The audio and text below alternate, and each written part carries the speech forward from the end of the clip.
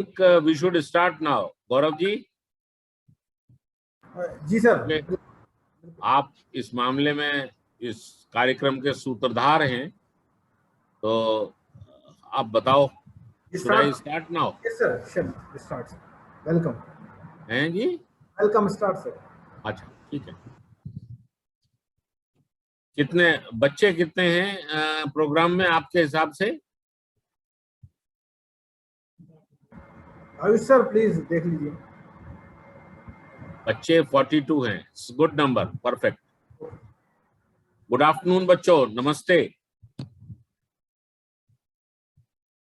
आप में से ज्यादातर सभी लोग, चूंकि या तो आप लोग सीबीएसई से आपने 12th किया होगा या यूपी बोर्ड से 12th किया होगा या फिर आईसीएसई से किया होगा, बट सबको ये पता है कि अब सीबीएसई और यूपी बोर्ड ने तो ये डिसाइड कर लिया है कि वो एग्जाम नहीं लेंगे, and they will declare there result on the basis of your performance in 11th and your home examination pre boards.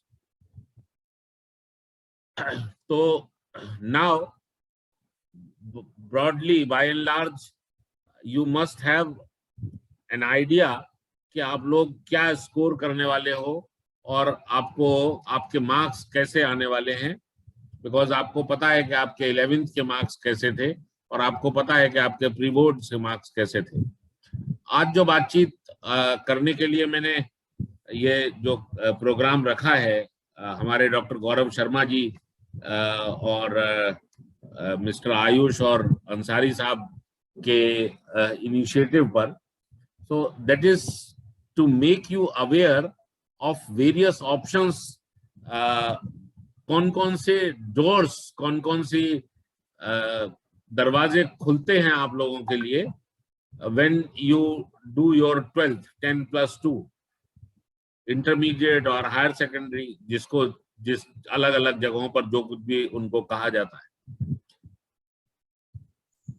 इससे पहले कि मैं आपको उन ऑप्शंस की बात करूं, मैं एक बात जरूर कहना चाहता हूं जो मेरा अपना पिछले 30 साल का जो प्रोफेशनल एक्सपीरियंस है, काम करते हुए मुझे लगभग 30 साल हो गए, लगभग क्या एग्जैक्टली 30 साल हो गए, जिसमें से कि 25 वर्ष मैंने एकेडमिक्स में दिए हैं। तो मेरा अपना एक्सपीरियंस ये है कि आपको क्या करना है और कौन कौन से डोर्स ओपन होते हैं आपके लिए, वो तो एक बात है। दूसरी बात ये है कि आपको करना क्या है, आपको करना क्या है, आप किस लाइन में, किस दिशा में, किस तरफ अपना करियर बिल्डअप करना चाहते हो। और आपके करियर बिल्डअप करने में आपके पास जो मुझे लगता है, मेरे हिसाब से 3 चीजों का, 3 कंपोनेंट्स का उसमें कंपोनेंट्स जो डिसाइसिव कंपोनेंट्स होते हैं वो 3 होते हैं। एक तो ये कि आपने अब तक क्या सब्जेक्ट पढ़े हैं, या तो आपने वो सब्जेक्ट पढ़े हैं जिनमें आप अपना करियर बनाना चाहते हैं, अपना करियर बिल्ड करना चाहते हैं, बहुत अच्छी बात है। कई बार ऐसा होता है कि घर परिवार के कहने से या अदरवाइज स्कूल में जो आपके फ्रेंड्स, आपका ग्रुप वो जो सब्जेक्ट्स लेता है, कई बार आपका डिसीजन उसके हिसाब से हो जाता है और उस डिसीजन के चलते आप वो सब्जेक्ट नहीं पढ़ते जो आपको बाद में ऐसा लगता है 11th और 12th के 2 सालों में कि you could have done better in those subjects and you could have better made your career in that particular stream। उस सूरत में आपके वो सब्जेक्ट्स आपको उस तरफ करियर बनाने के लिए रोकते हैं। फॉर एग्जाम्पल, बहुत छोटा सा और बड़ा प्रैक्टिकल सा एग्जाम्पल है कि आपने सोचा कि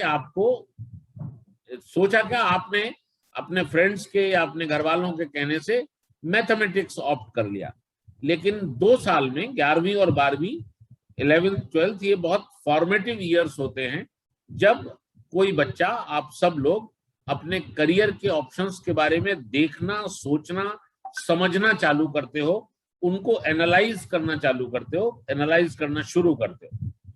उस टाइम पर आपको लगा कि नहीं, हमें डॉक्टर बनना चाहिए था, या मैं डॉक्टर बनना चाहता हूं, मैं डॉक्टर बनूं तो मैं बेहतर करूं, या मेरे मन में है कि मैं डॉक्टर बनूं, और आपने उधर मैथमेटिक्स ले लिया।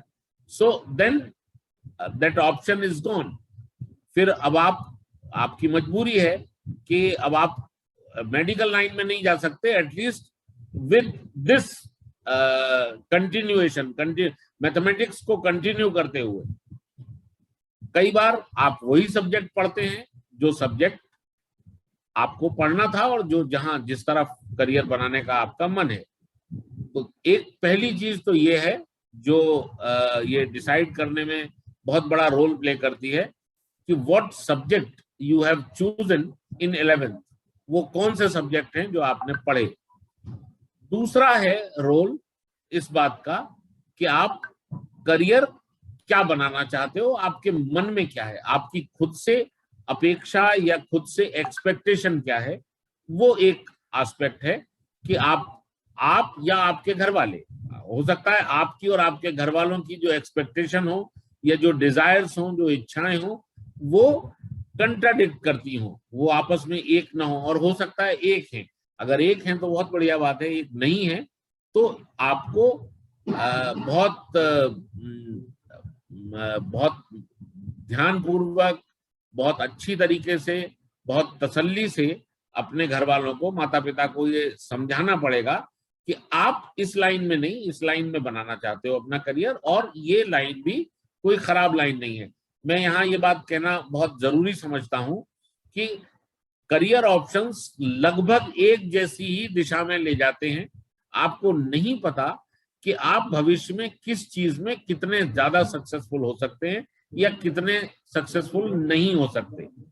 लेकिन फिलहाल मेरा मानना यह है कि जहां दिल करे, जहां आपको लगे कि ये करने का मेरा मन है, ये करने का कि मेरी इच्छा है और मेरी खुद से एक्सपेक्टेशन ये है, तो आपको कोशिश करनी चाहिए तार्किक रूप से, logically, with strong logics and strong conviction that I want to do this, and I am sure that I'll be building good career in this line. वो एक बात है। दूसरा जो मैंने कहा, जो कंपोनेंट जो जिसकी डायरेक्ट बियरिंग है, जो डायरेक्ट इम्पैक्ट करता है आपके डिसीजन को या आपके प्रोस्पेक्ट्स को, आपकी संभावनाओं को आगे के करियर के लिए, वो आपकी खुद से एक्सपेक्टेशन और अपेक्षा या आपकी इच्छा, आपकी डिजायर, ये सारी चीजें एक मिला के मैंने एक कर दिया, आपकी इच्छा, आपकी अपेक्षा, ये दोनों चीजें मिला। और तीसरा जो कंपोनेंट है जिसका रोल है, वो है आपकी कॉम्पिटेंस, आपकी एबिलिटी। आपने मन में तो सोचा कि आप डॉक्टर बनना चाहते हो, जैसा पहले अभी एक एग्जांपल मैंने लिया, उसी को कंटिन्यू करते हैं। आपने सोच तो लिया कि आप डॉक्टर बनना चाहते हो, लेकिन आप बायोलॉजिकल साइंसेज में, लाइफ साइंसेज में आपका पढ़ने का उतना अच्छा दिल नहीं करता।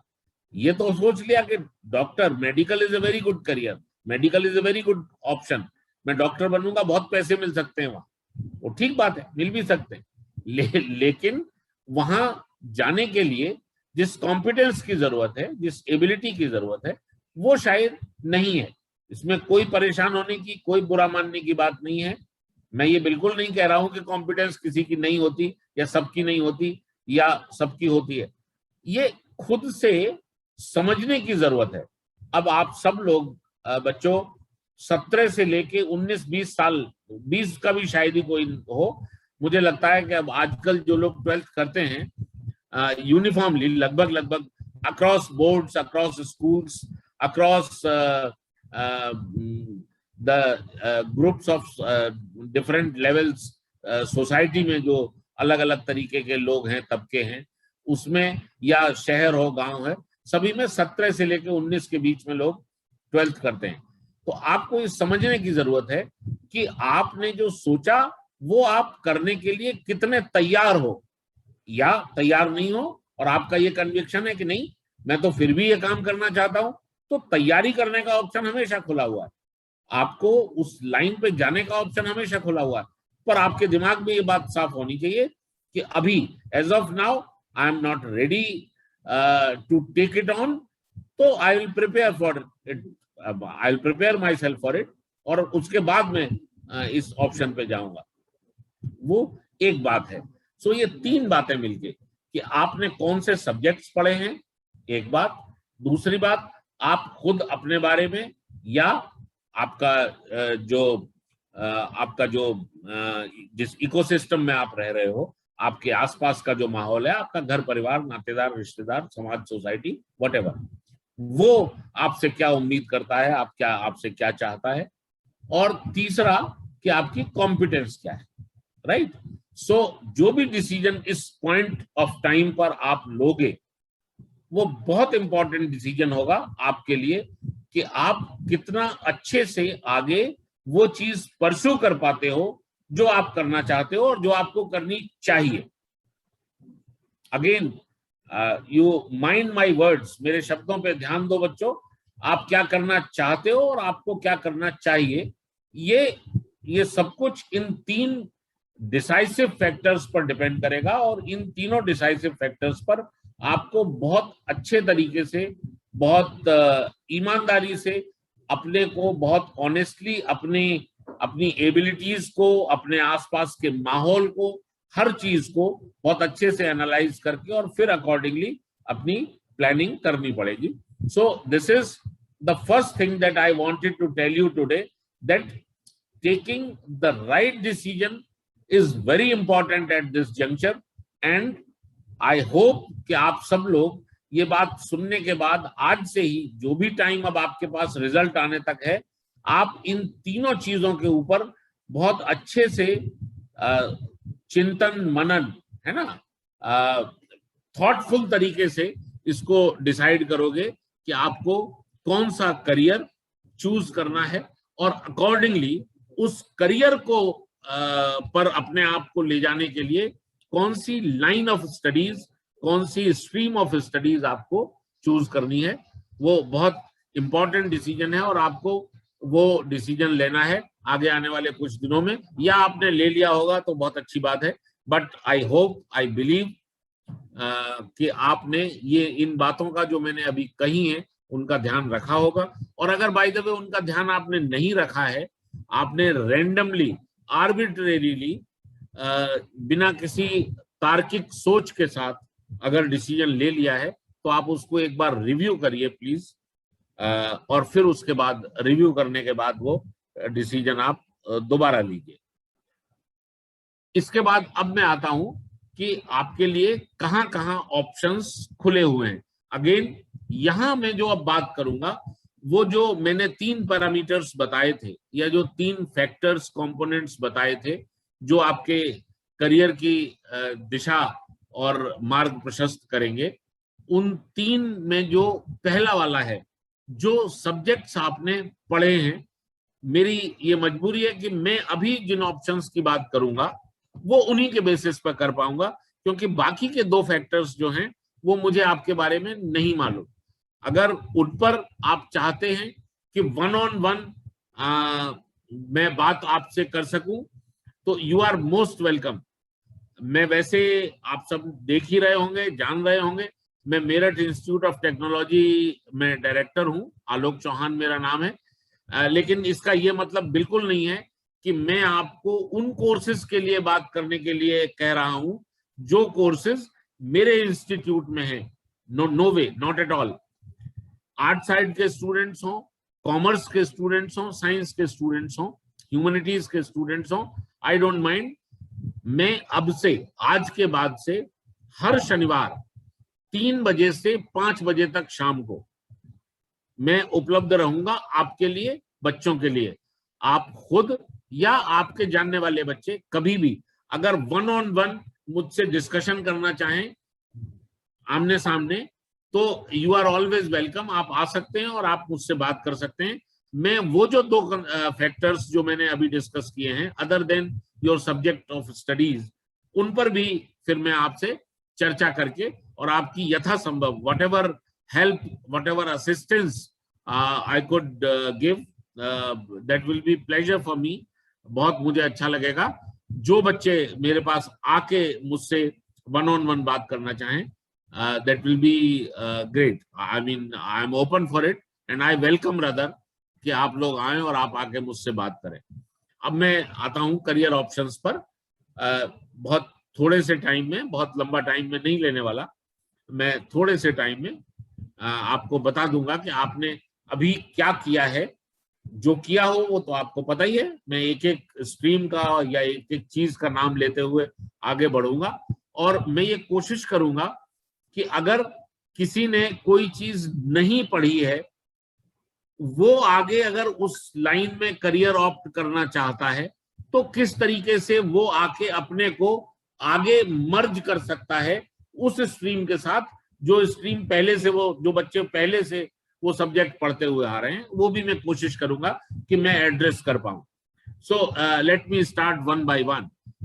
12th जो भी करता है, by and large majorly 3 streams हमारे पास होती हैं, साइंस, कॉमर्स और आर्ट्स एंड ह्यूमैनिटीज, जिनसे लोग 12th करते हैं। Am I right? कोई चौथी स्ट्रीम तो नहीं? कोई बच्चा अगर ये कहता हुआ हो कि नहीं मैंने किसी चौथी स्ट्रीम से किया है तो वो हाथ उठा दे। नहीं होगा, ठीक है। हाँ, एग्रीकल्चर और है, correct. somebody is correcting me, agriculture और है। खैर, एग्रीकल्चर है तो मैं उसको अभी कंसीडर करूंगा, मैं उस पर भी अभी आऊंगा। राइट। सो मेरी अपनी समझ के हिसाब से जो स्ट्रीम सबसे ज्यादा लोग पढ़ते हैं, मैं उससे शुरुआत करता हूं। मेरी नजर में 12वीं तक साइंस पढ़ने वालों की गिनती बाकी की स्ट्रीम्स में जो बच्चे होते हैं उनसे थोड़ी सी ज्यादा होती है। साइंस थोड़े ज्यादा बच्चे पढ़ते हैं। सो स्टार्टिंग विद साइंस, जब हम साइंस स्ट्रीम की बात करते हैं तो 2 तरफ साइंस स्ट्रीम ले जाती है बच्चों को।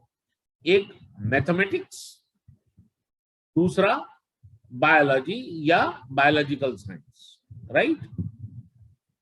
कुछ बोर्ड्स या शायद अब ज्यादातर बोर्ड्स, यूपी बोर्ड ने भी शायद कर दिया हो, दोनों ऑप्शंस को साथ लेके चलने का भी विकल्प देते हैं। वो ऑप्शन भी देते हैं कि आप दोनों चीजें साथ पढ़ सकते हैं। 6 सब्जेक्ट पढ़ने होते हैं, आप मैथ्स भी पढ़ लीजिए, बायोलॉजी भी पढ़ लीजिए, that is fine.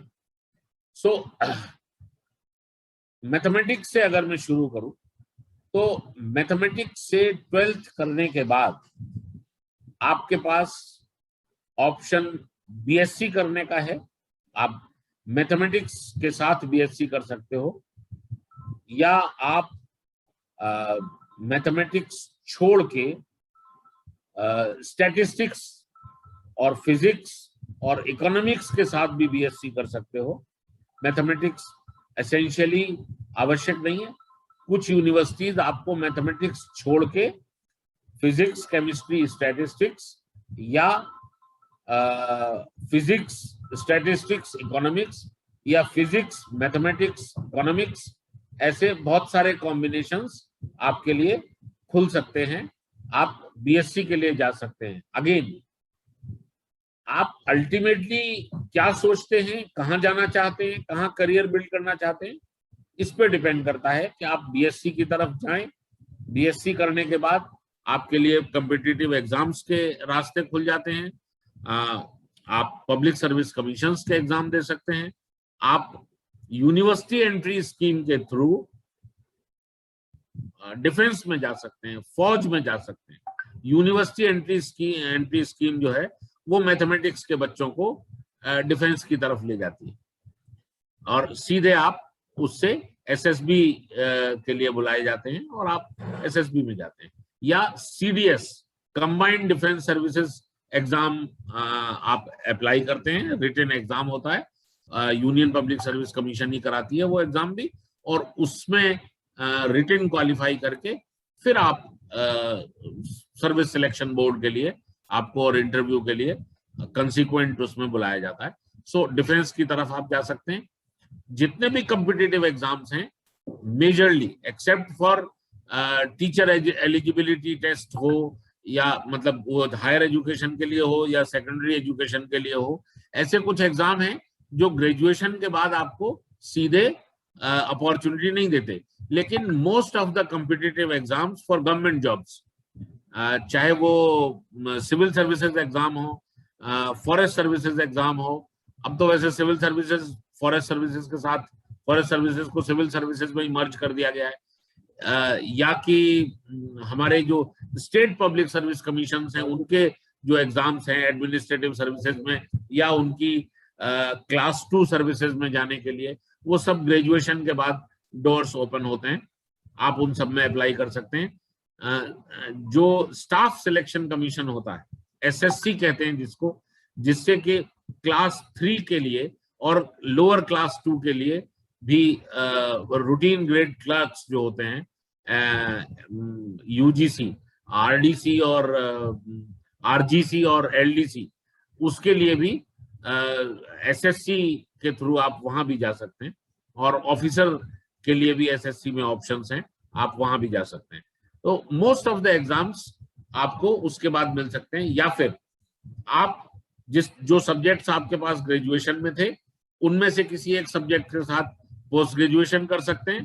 Post graduation करने के बाद आप उस सब्जेक्ट को ऑप्शनल बनाते हुए या अपने को किसी और जनरल सब्जेक्ट में डेवलप करते हुए फिर आप कॉम्पिटिटिव एग्जाम्स दे सकते हैं, या फिर आप पीएचडी में जा सकते हैं, आप एमफिल में जा सकते हैं, आप नेशनल एलिजिबिलिटी टेस्ट क्वालिफाई कर सकते हैं हायर एजुकेशन में जाने के लिए, या आप सेकेंडरी एजुकेशन में टीचर का करियर ऑप्ट करने के लिए पीजीटी और टीजीटी के लिए आप तैयार होते हैं। टीजीटी के लिए आपको बीएड करना पड़ता है वहां पर जाके, तो वो ऑप्शन भी आपके सामने ओपन है। अगर आप अपने आप को एक टीचर के रूप में देखना चाहते हैं, आप चाहते हैं कि आप कल को लोगों को पढ़ाने का और शिक्षा देने का काम करें, तो वो डोर आपके लिए ओपन होता है ग्रेजुएशन करने के बाद पोस्ट ग्रेजुएशन, और पोस्ट ग्रेजुएशन के बाद बीएड या पीएचडी या MPhil, national eligibility test,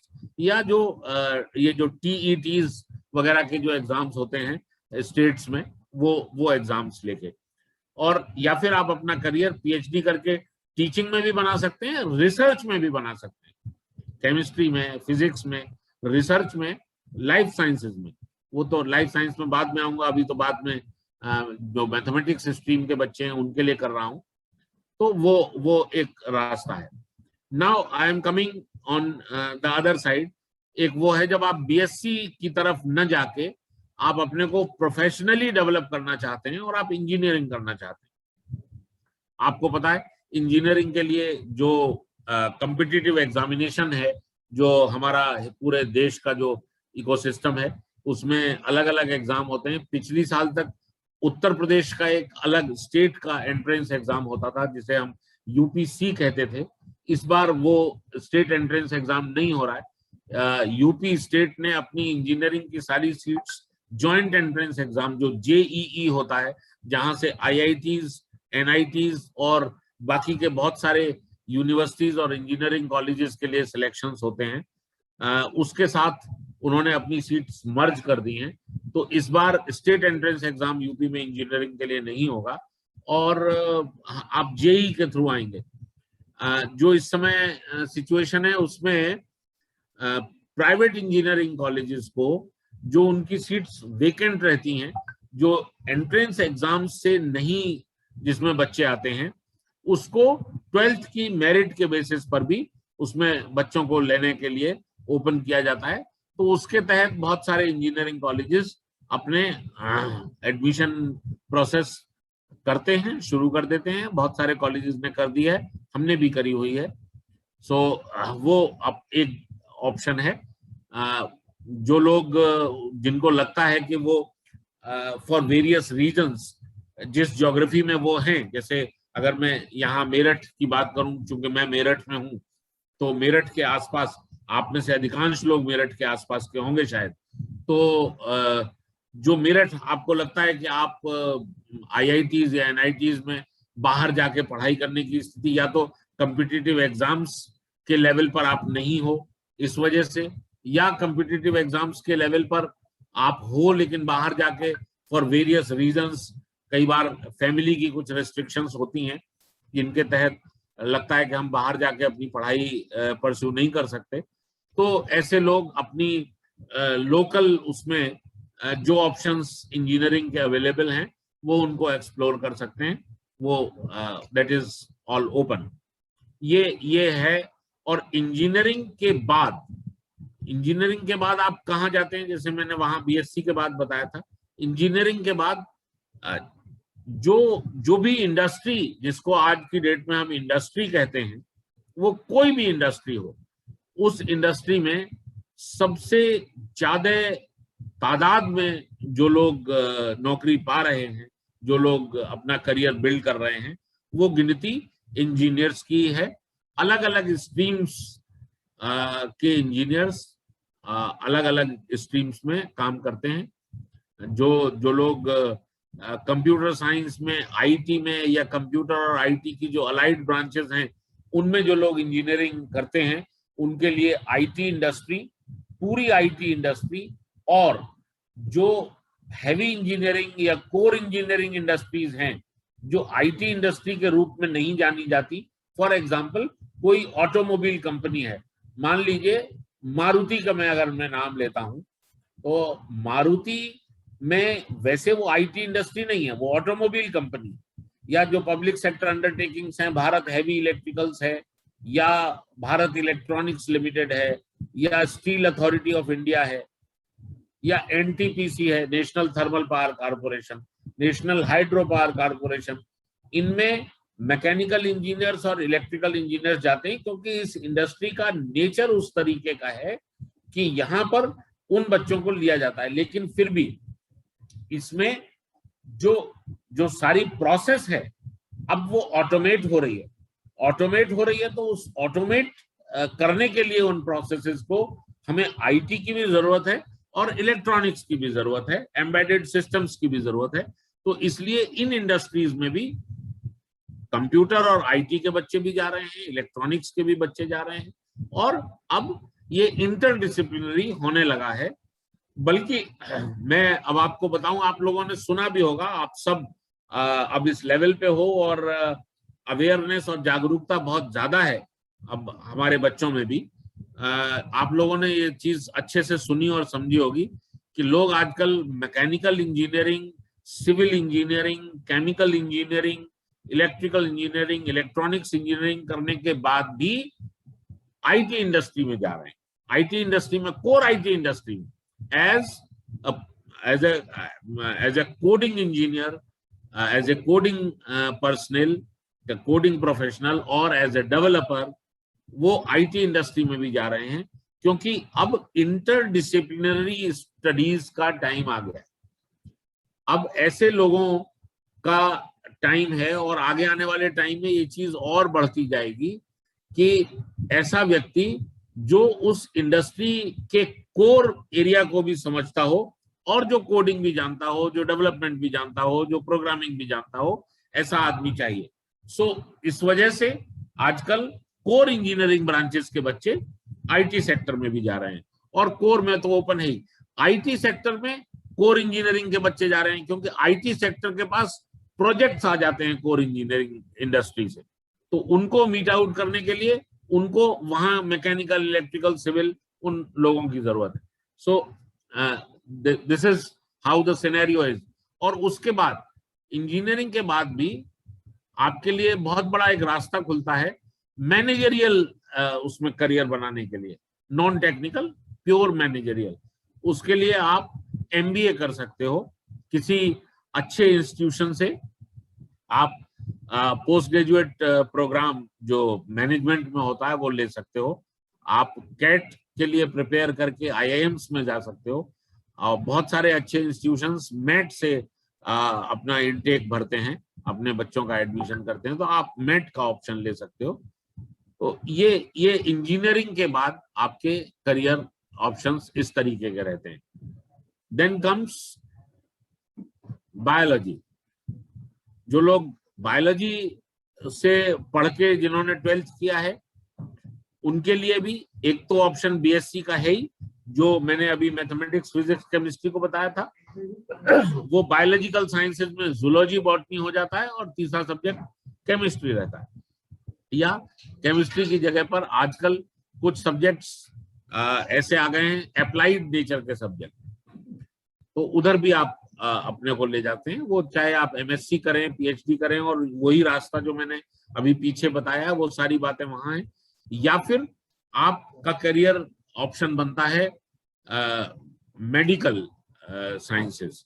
medical sciences में नॉर्मल मेडिकल, जिसको हम वो एमबीबीएस और जो ये वाला लाइन है, या फिर डेंटिस्ट्री, बीडीएस, या फिर आजकल बहुत कॉमनली चल रही हैं और बहुत पॉपुलर हो रही हैं, वो हैं अल्टरनेटिव मेडिसिन, आयुर्वेद, होम्योपैथी, योग, नेचुरल साइंसेस, जिन्हें हम यूनानी, जिन्हें हम आयुष कहने लगे हैं मिला के।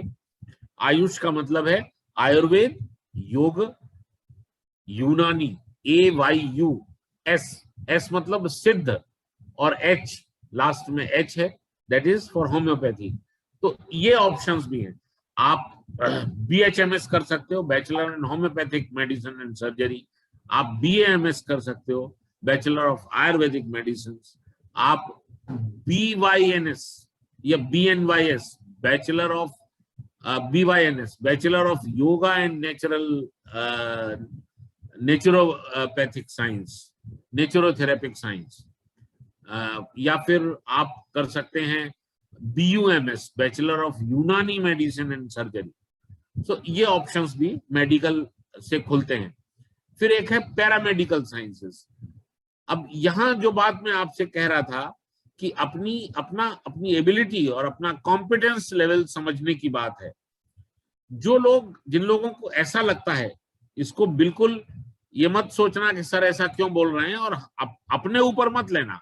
ये मानना कि सर जो बात कर रहे हैं, मैं जो बात कर रहा हूं वो कर रहा हूं उन सारे बच्चों के लिए जो ये सुन रहे हैं, है ना। किसी एक इंडिविजुअल स्टूडेंट को मुखातिब होकर मैं ये बात नहीं कर रहा। यहाँ अपनी कॉम्पिटेंस समझने की बात है। आपने नीट दिया, नीट आपको MBBS, BDMS, BAMS, BHMS इन सब की तरफ ले जाती है, लेकिन नीट क्वालिफाई नहीं हुआ। अभी मेडिकल की सीट्स उतनी नहीं है जितने एस्पायरेंट्स हैं, बट आपका पैशन है कि आप अपना करियर बनाना चाहते हैं मेडिकल में या एलाइड फील्ड में, तो अब आपके लिए फिजियोथेरेपी का ऑप्शन खुलता है। आपके लिए बहुत सारे डिप्लोमा और बैचलर कोर्सेज हैं। आपके लिए बैचलर ऑफ नर्सिंग साइंस है, BSc नर्सिंग। आपके पास BPT, बैचलर इन फिजियोथेरेपी है। बहुत सारे इसी तरीके से मेडिकल लैब टेक्नोलॉजी के कोर्स हैं। कुछ कोर्सेज ऐसे हैं जो आप BSc इन क्लिनिकल केमिस्ट्री, कुछ यूनिवर्सिटीज ऐसी हैं जो आपको क्लिनिकल केमिस्ट्री में BSc कराती है। बेसिकली क्लिनिकल केमिस्ट्री क्या है? क्लिनिकल केमिस्ट्री भी आपको कहीं ना कहीं ले जाती है मेडिकल साइंस की तरफ, right. Pharmacy, wonderful career in coming days. Bachelor of pharmacy, ये एक लाइन खुल जाती है। फार्मेसी भी क्या है? अल्टीमेटली फार्मेसी वो है जो मेडिकल साइंस को उनका राशन पानी मुहैया कराती है, वरना मेडिकल साइंस फेल है ना। सो आपके पास फार्मेसी का भी रास्ता खुलता है, और फार्मेसी का रास्ता केवल फार्मासिस्ट बनने के लिए नहीं खुलता, फार्मेसी प्रोफेशनल बनने के लिए नहीं खुलता। वो रास्ता आपको और आगे ले जाता है। आप एक कोर्स है, फार्मेसी काउंसिल ऑफ इंडिया ने वो कोर्स शुरू किया है कुछ साल पहले, फार्म डी जो लोग करते हैं वो बाकायदा मेडिकल प्रैक्टिस कर सकते हैं। They can write doctor as a prefix in their names, और वो उनको क्लिनिकली मेडिकल प्रैक्टिस करने का लाइसेंस मिलता है। फार्म डी बहुत कम जगहों पर है, बहुत ज्यादा जगहों पर नहीं होता, no doubt, but that is an option, that is a course. So ये है कि आपको ये तय करते हुए कि कौन सा कोर्स आपको लेना है, ताकि आपका पैशन, आपकी जो इच्छा है, आपकी जो एक्सपेक्टेशन अपने आप से है और आपकी जो सोच है, वो भी आप अकम्प्लिश कर पाओ, वो भी आप अचीव कर पाओ। और कहीं ना कहीं अगर एबिलिटी आड़े आ रही है तो उसको भी आप एड्रेस कर पाओ। आपकी आज की डेट में आपकी जो तैयारी है उसको भी आप एड्रेस कर पाओ। और अगर आप तैयारी करके करना चाहते हैं तो वो बहुत अच्छी बात है। That option is always open. ये मैंने आपको मैथमेटिक्स और बायोलॉजी दोनों की सिचुएशन बता दी। तीसरा मैंने जब कहा था कि जो लोग साइंस से पढ़ते हैं वो ये दोनों कोर्स पढ़ते हैं, उनको ये तय करना होगा कि उनको कौन सी लाइन में जाना है। उनको बायोलॉजिकल साइंस और लाइफ साइंस ज्यादा अपील करती है, ज्यादा उनके दिमाग पर वो करती है, और किसके साथ वो ज्यादा एसोसिएटेड और अटैच्ड फील करते हैं। अगर वो बायोलॉजिकल साइंस है तो उन्हें अपनी स्टडीज आगे उस तरीके से प्रोसीड करनी चाहिए, और अगर वो मैथमेटिक्स है तो उन्हें अपनी स्टडीज उस तरीके से प्रोसीड करनी चाहिए। डिप्लोमा इन इंजीनियरिंग एक ऑप्शन है जो 10th के बाद खुलता है, खुलता 10th के बाद है। But I know thousands of students जो डिप्लोमा करने भी 12th के बाद जाते हैं। वो 12th तक पढ़ते रहते हैं, उसके बाद वो इंजीनियरिंग करने की सोचते हैं, और जब कहीं ना कहीं एबिलिटी या फाइनेंशियल ऑब्लिगेशंस, फाइनेंशियल परेशानियां रास्ते में आती हैं, तो वो ये सोचते हैं कि ठीक है, फिर हम बैचलर कोर्स नहीं करते, बीटेक नहीं करते, हम डिप्लोमा इन इंजीनियरिंग कर लेते हैं। सो वो ऑप्शन खुला हुआ है। वो ऑप्शन उन लोगों के लिए भी खुला हुआ है जिन्होंने बायोलॉजी के साथ 12th किया है, लेकिन 10th तक उनके पास मैथमेटिक्स था उनके पास, और उन्हें ये लगा 12वां करते करते कि उनको बायोलॉजी रास नहीं आ रही, बायोलॉजी उनको सूट नहीं कर रही, उनको तो इंजीनियरिंग की तरफ जाना चाहिए। अगर इंजीनियरिंग की तरफ जाना चाहिए तो आप ये रूट ले सकते हो, आप डिप्लोमा में एडमिशन लो और 3 साल का डिप्लोमा करके लेटरल एंट्री के थ्रू बीटेक करने आओ। और लेटरल एंट्री का मतलब ये है बच्चों कि आपको डिप्लोमा करने के बाद बीटेक में, इंजीनियरिंग बैचलर डिग्री में सीधे सेकेंड ईयर में एडमिशन मिलता है, आपका फर्स्ट ईयर एग्जेम्प्ट हो जाता है।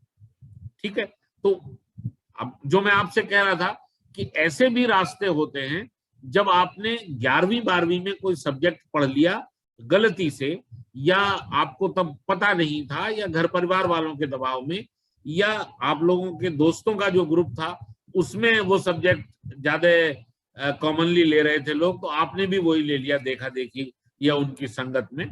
तो वो इस time you have an opportunity to repair that loss. Loss नहीं है वो, आपने अल्टीमेटली 2 साल बायोलॉजी पढ़ ली तो वो लॉस बिल्कुल नहीं है।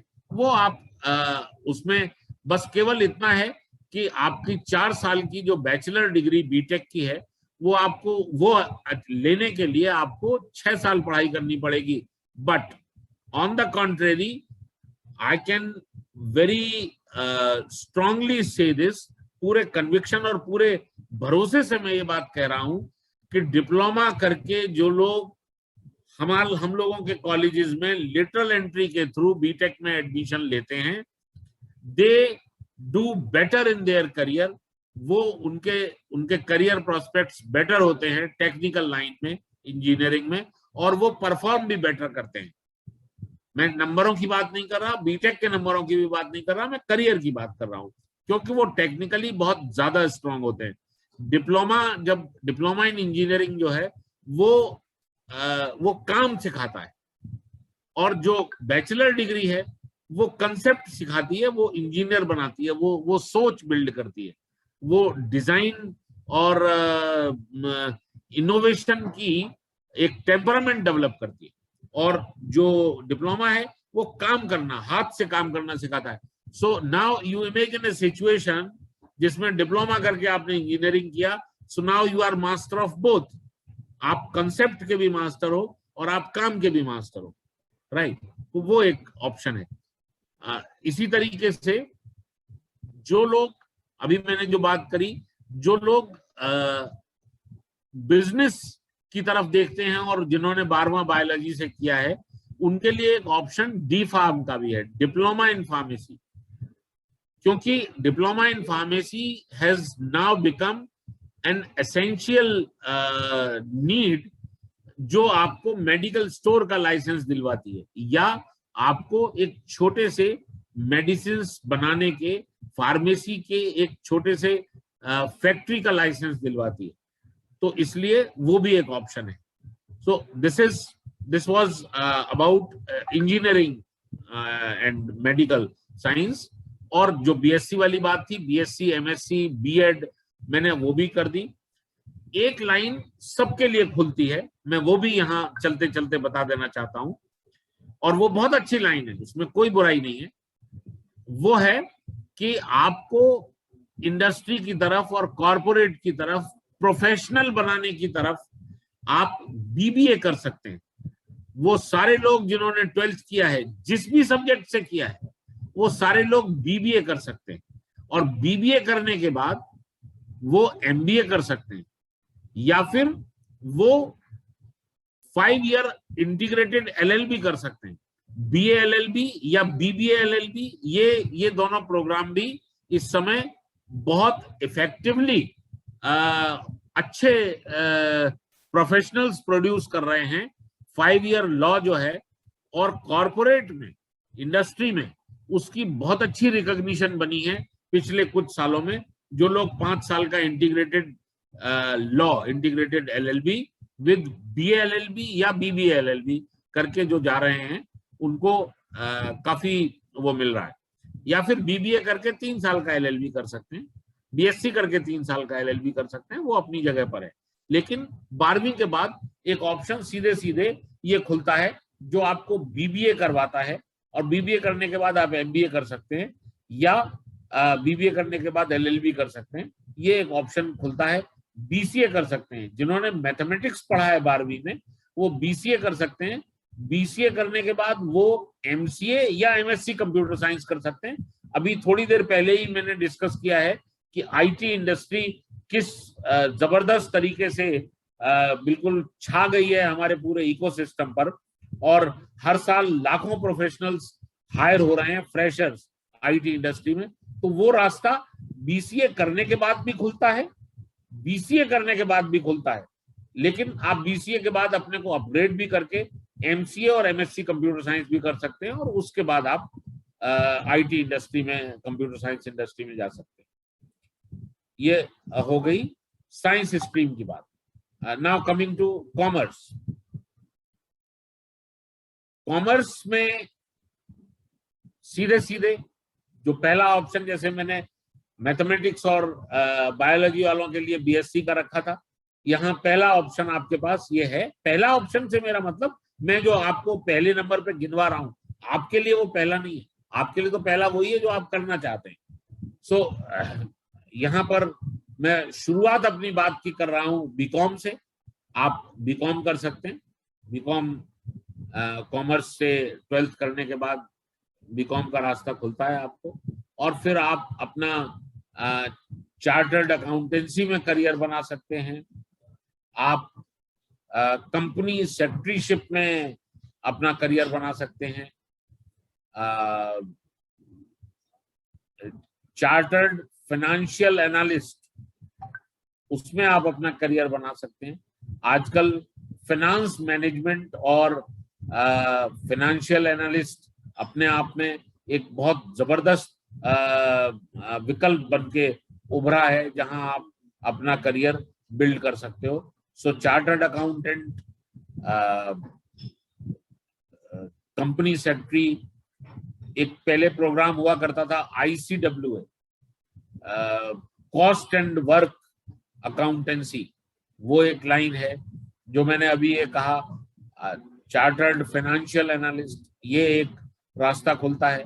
और बीकॉम के बाद एमकॉम, एमकॉम से फिर आप आगे टीचिंग में जा सकते हैं, वो रास्ता खुलता है आपके लिए।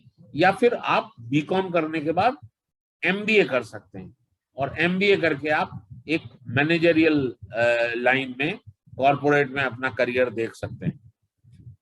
बीबीए का ऑप्शन, जैसा मैंने कहा, across all the streams. BBA is one program which is open to all. जिसने भी 12th किया है, जिस भी स्ट्रीम से किया है, उसके लिए बीबीए, और बीबीए करने के बाद या तो आप अपने को बीबीए में इतना अच्छे से डेवलप कर लो कि आपको बीबीए के बाद जॉब का, अच्छे जॉब का ऑप्शन मिल जाए, रेस्पेक्टेबल जॉब का ऑप्शन मिल जाए। ऐसा नहीं है कि नहीं होता। अगर आप में से कुछ लोग हमारे इंस्टीट्यूट के व्हाट्सएप ग्रुप पर होंगे तो आपने देखा होगा अभी थोड़े दिन पहले ही हमारे यहाँ के बीबीए के कुछ बच्चों को एक बहुत अच्छा जॉब मिला है। बीसीए के भी बच्चे हमारे यहाँ जॉब पा चुके हैं। बीसीए के करीब 20 से ज्यादा बच्चे हमारे यहाँ, जो लास्ट ईयर जो बीबीए का जो बच्चा इस समय 3rd ईयर में है और जो अपने फाइनल ईयर के एग्जाम देने वाला है, उसमें करीब हमारे पास 30 से ज्यादा ऑफर्स, 25 बच्चों के पास या 22-24 बच्चों के पास 30 से ज्यादा ऑफर्स हैं। कुछ बच्चों के पास 2-2, 3-3 ऑफर्स भी हैं। अगर आप लोग जो हमारे व्हाट्सएप ग्रुप से जुड़े हुए हैं, वो आप सवाल कर सकते हो अपने व्हाट्सएप ग्रुप्स पर, जो आपको मेंटोर एलोकेटेड हैं MIT की तरफ से, उनसे आप ये सवाल पूछ सकते हो कि आपके कौन से बच्चे बीबीए और बीसीए करके किस कंपनी में गए हैं, तो वो आपको बताएंगे। ये बीटेक के साथ भी हो सकता है। ये बीटेक करने के बाद भी हमारे यहाँ हम बहुत अच्छी प्लेसमेंट अपॉर्चुनिटीज दे रहे हैं। खैर, अगेन कमिंग टू दैट, मैं यहाँ ये बिल्कुल वो करना नहीं चाहता। आप लोग ये इंप्रेशन डेवलप करने लगे कि मैं अपने कॉलेज को प्रमोट करने के लिए कर रहा हूँ, ऐसा बिल्कुल नहीं है मकसद। मैं फिर से उसी पर आता हूँ। बात थी तो मैंने ये बात बताई कि बीबीए करने के बाद भी करियर ऑप्शंस खुलते हैं, लेकिन फिर भी आपके पास एमबीए करके अपने को करियर प्रोग्रेशन हमेशा एक बहुत अच्छी चीज होती है। तो आपको चाहिए कि आप एमबीए करें, नौकरी करते हुए एमबीए करें, कोई बुराई नहीं है। और नहीं तो बीबीए करने के बाद सीधे आप एमबीए में चले जाएं, या आप जिस तरीके से आप और भी जिन चीजों में जाना चाहते हैं वो सारे ऑप्शंस आपके लिए खुल जाते हैं। सो कॉमर्स के जो बच्चे हैं वो बीकॉम कर सकते हैं, बीबीए कर सकते हैं, और जिन बच्चों ने मैथमेटिक्स पढ़ा हुआ है उन बच्चों को बहुत सारी यूनिवर्सिटीज हिंदुस्तान में मैथमेटिक्स पढ़ने वाले बहुत सारे बच्चे जिन्होंने कॉमर्स पढ़ा है उनको टेक्निकल साइड में लेके आने का काम करती है। और वो ये है कि आप कॉमर्स विद मैथमेटिक्स करने के बाद बीसीए कर सकते हैं, और जैसे ही आप बीसीए करते हैं तो बीसीए करने के बाद फिर एमएससी कंप्यूटर साइंस या एमसीए का ऑप्शन लेके और आप एक computer professional technocrat in IT industry का रोल ले सकते हैं। वो कॉमर्स के बाद भी ऑप्शन खुलता है।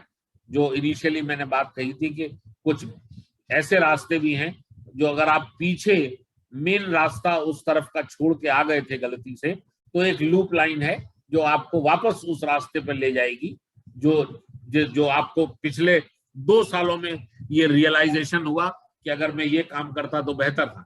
अगर कॉमर्स लेने के बाद 11वीं में किसी को ये लग रहा है कि he or she could have better suited to technical side, तो ये ऑप्शन आपके लिए खुलता है कि आप बीसीए कर सकते हैं, और बीसीए करने के बाद आप एमसीए कर सकते हैं, एमएससी कंप्यूटर साइंस कर सकते हैं, आप एक कंप्यूटर प्रोफेशनल बन सकते हैं, टेक्नोक्रेट बन सकते हैं।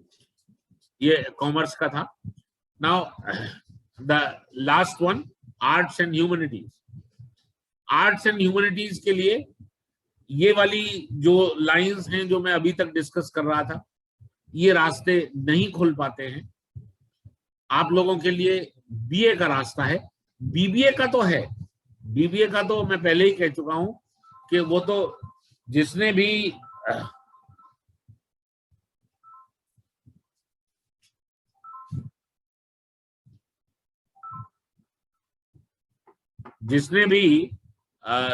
12th किया है, जिस भी सब्जेक्ट में 12th किया है, तो बीबीए का ऑप्शन उसको जरूर मिलता है। वो ऑप्शन कभी बंद नहीं होता किसी भी स्ट्रीम के साथ 12th करने के बाद। लेकिन उसके अलावा आप बीए में जा सकते हैं, बीए ऑनर्स में जा सकते हैं, आप कॉम्पिटिटिव एग्जाम्स के लिए तैयारी कर सकते हैं while doing your BA। उन 3 सालों में आपके जो सब्जेक्ट आप पढ़ रहे हैं या जो सब्जेक्ट आपको अच्छा लगता है, जो बाद में आपको अच्छा लगने लगा, उसको ऑप्ट करके आप खुद को तैयार कर सकते हैं। जो डिफरेंट कॉम्पिटिटिव एग्जाम्स हैं conducted by union public service commission और स्टेट पब्लिक सर्विस कमीशन या फिर स्टाफ सिलेक्शन कमीशन, जो मैंने एसएससी कहा, अपनी अपनी एबिलिटी और अपनी अपनी कॉम्पिटेंस के हिसाब से, अपनी अपनी क्षमताओं के हिसाब से आप उन कॉम्पिटिटिव एग्जाम्स की तैयारी कर सकते हैं। या फिर आप एमए के बाद पीएचडी या एमए के बाद बीएड, ये सारे ऑप्शंस, या बीए के बाद भी बीएड, अगर आप टीजीटी की तरफ जाना चाहते हैं तो बीए के बाद भी बीएड, ये, या फिर अब national council for teacher education NCTE ने बीए बीएड और बीएससी बीएड कंबाइंड प्रोग्राम भी शुरू करे हैं 4-4 साल के। वो आपको 4 साल में इंटीग्रेटेड बीएड कराते हैं आर्ट्स सब्जेक्ट के साथ या साइंस सब्जेक्ट के साथ, अगर आप सेकेंडरी एजुकेशन में एक टीचर के रूप में अपना करियर बिल्ड करना चाहते हैं तो वो एक ऑप्शन है। ये आप लोगों का है। मैं समझता हूं कि आज के लिए ये काफी है। हालांकि मैं ये देख रहा हूं कि बच्चों ने छोड़ा नहीं है, सो वो इंटरेस्ट शायद बना हुआ है सभी का, क्योंकि करियर ऑप्शंस की बात हो रही है। ये बहुत अच्छा लग रहा है मुझे देख के, आप लोगों की गंभीरता, the kind of sincerity and the attention that you have paid to my talk, I appreciate it. मैं फिर से एक बात ये कहना चाहता हूं, अपने जिस कॉलेज में मैं बतौर डायरेक्टर बैठा हूं उसके नाते नहीं, उसके डायरेक्टर के नाते नहीं, मैं एक स्टूडेंट काउंसलर, एक एजुकेशनिस्ट और एक एजुकेशन प्रोफेशनल होने के नाते ये कह रहा हूं कि अगर किसी बच्चे को इंडिविजुअली ऐसा लगता है इतनी देर मेरी बात सुनने के बाद कि मैं उसको उसके करियर डिसीजन में किसी भी लेवल पर असिस्ट कर सकता हूं, हेल्प शब्द भी मैं इस्तेमाल नहीं कर रहा, हेल्प में देने की बात आती है, मैं असिस्ट शब्द इस्तेमाल कर रहा हूं, क्योंकि मैं सहायता कर रहा हूं, मैं मदद नहीं कर रहा। मदद और सहायता में भी फर्क। So I will be very happy doing that. I will be very happy and I will welcome anyone whosoever comes to me. जो भी बात आप लोग मुझसे करना चाहें वो आप कर सकते हैं। एग्रीकल्चर साइंस फिर मैं छोड़ रहा था। I am again sorry. मैं जो बच्चे जिन्होंने एग्रीकल्चर से 12th करने के बाद अब वो ये सुनने का इंतजार कर रहे होंगे कि शायद एग्रीकल्चर साइंस का भी नंबर आएगा, मैं उनसे फिर से एक बार माफी मांगता हूं। ये मेरी गलती है, और अगर एग्रीकल्चर साइंस के कुछ टीचर्स और फैकल्टी मेरी इस डेलिब्रेशन को सुन रहे हैं तो मैं उनसे भी माफी मांगता हूं। मैं अब उसको भी पूरा करता हूं। जिन लोगों ने एग्रीकल्चर से 12वां किया है, जैसा मैंने कहा, बीबीए वाला ऑप्शन सबके लिए ओपन है, वो तो एकदम खुला है। इसके अलावा आपके पास ऑप्शन है बीएससी एग्रीकल्चर का। देखिए, एग्रीकल्चर जो है पिछले कुछ सालों में ग्लोबली एग्रीकल्चर की का जो खेती का जो तरीका है या खेती का जो इकोसिस्टम है, खेती जिस तरीके से होती थी और खेती अब जैसे हो रही है या आगे आने वाले समय में होने वाली है, उसमें बहुत सारा फर्क देखने में आ रहा है और अभी और आएगा। बच्चों, आप सबने सुना होगा, पढ़ा होगा, और आप सबको पता होगा, जिन्होंने एग्रीकल्चर साइंस पढ़ी है उन्होंने तो निश्चित ही, जिन्होंने नहीं पढ़ी उनको भी ये बात पता होगी, जिन्होंने केमिस्ट्री पढ़ी है उनको भी पता होगी कि केमिकल फर्टिलाइजर्स ने बहुत नुकसान पहुंचाया है हमारी जमीन की फर्टिलिटी को और हमारे जमीन के केमिकल कॉम्पोजिशन को, हमारे अंडरग्राउंड वाटर को, जो जमीन के नीचे जो पानी है, जो हमारी लाइफलाइन है, हमारे गांव की लाइफलाइन है, क्योंकि हमारे गांव में अंडरग्राउंड वाटर के अलावा पीने के पानी के साधन संसाधन बहुत ज्यादा नहीं है, तो उसको बहुत डैमेज किया है केमिकल फर्टिलाइजर्स ने। और इसके अलावा केमिकल फर्टिलाइजर्स ने हमारे गांवों में किसानों की सेहत को भी बहुत नुकसान पहुंचाया है। बहुत सारी प्रॉब्लम्स गांवों में ही नहीं, बहुत सारी प्रॉब्लम केमिकल फर्टिलाइजर्स जहां बहुत ज्यादा यूज होते थे वहां देखने में आ रही हैं।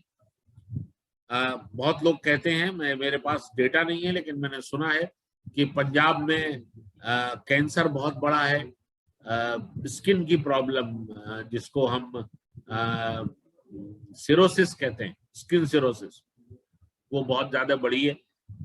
कहीं ना कहीं उसके पीछे केमिकल फर्टिलाइजर्स का रोल है।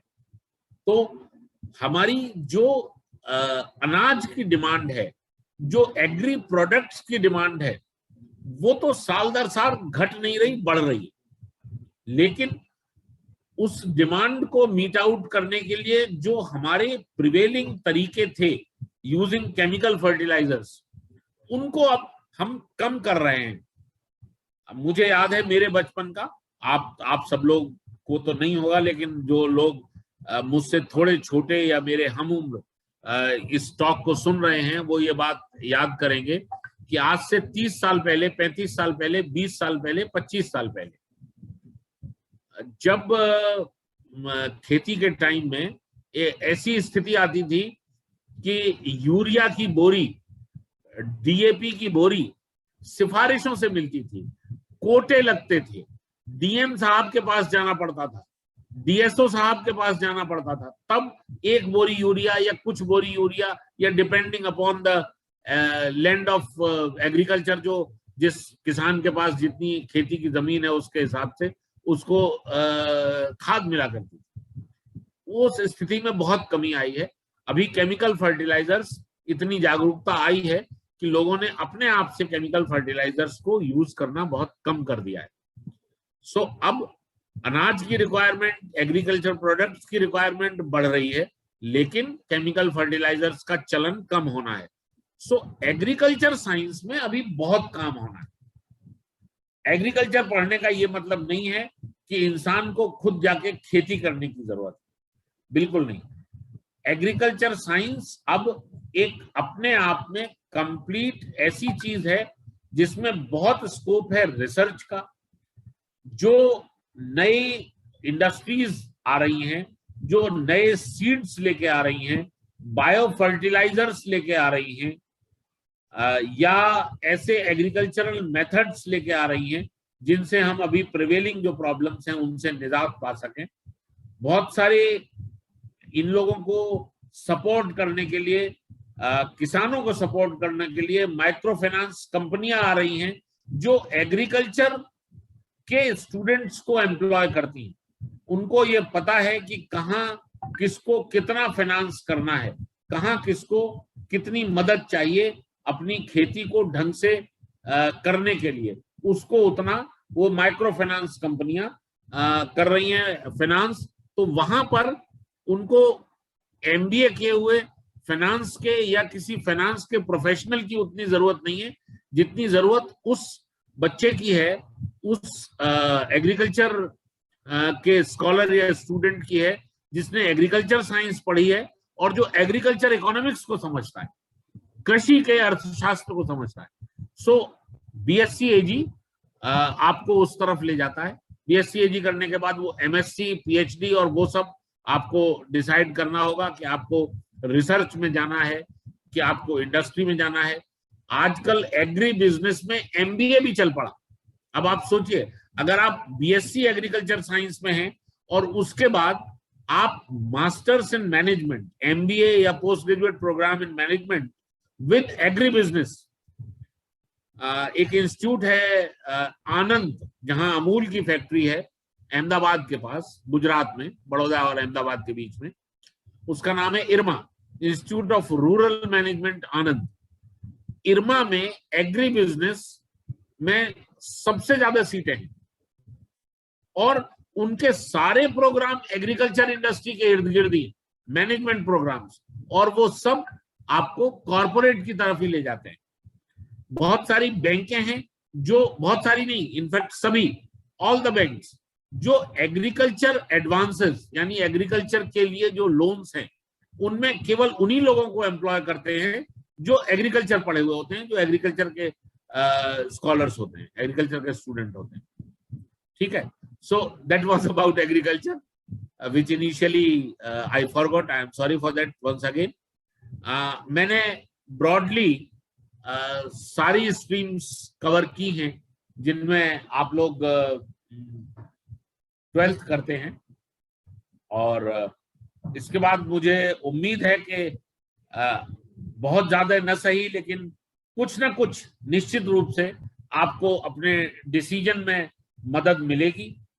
और फिर मैं कहता हूं कि अगर बाय द वे आपको ऐसा लगे, I am open her Saturday को अब से, या बीच में भी आप अगर कभी आना चाहें, थोड़ा 3 बजे तक मैं अपने ऑफिस के जो मेरे ऑब्लिगेशंस हैं उनमें थोड़ा ज्यादा व्यस्त रहता हूं, या मैं हो सकता है आपको इंतजार करना पड़े, आपको मैं उतना समय न दे पाऊं, लेकिन शाम को 3 से 5 सैटरडेज को तो मैं डेडिकेटेडली अब खाली रखूंगा कि मैं आप लोगों के लिए, उन बच्चों के लिए जो 12वीं के बाद अपना करियर ऑप्ट करने के लिए मुझसे सलाह मशवरा करना चाहते हैं, उनके लिए मैं अवेलेबल रहूं। और वैसे भी अगर आप किसी और दिन भी आते हैं तो वो 3 से 5 न करिए, वो 4 से 5 कर लीजिए, and you are welcome for that. With this and with all my best wishes for the best of career for you and the best of luck for you, I close my talk for today. In coming days we shall continue with this series. ये जो हमारी जो counselling series है इसको हम जारी रखेंगे, और अलग अलग लोग, अलग अलग मेंटोर्स, अलग अलग काउंसलर्स अपनी बात को और अपनी अपनी स्ट्रीम्स के हिसाब से, मैंने आज ये जनरल टॉक दी है, लोग अपनी अपनी स्ट्रीम्स के हिसाब से हम पहले से ही अपने व्हाट्सएप ग्रुप पर अनाउंस कर देंगे, ब्रॉडकास्ट कर देंगे, तो वो उस स्ट्रीम के लोग जुड़ें और इसका फायदा लें। You are most welcome for that, and once again thank you very much for listening to me so patiently and so keenly. I am touched. Thank you so much, and all the best once again. Goodbye.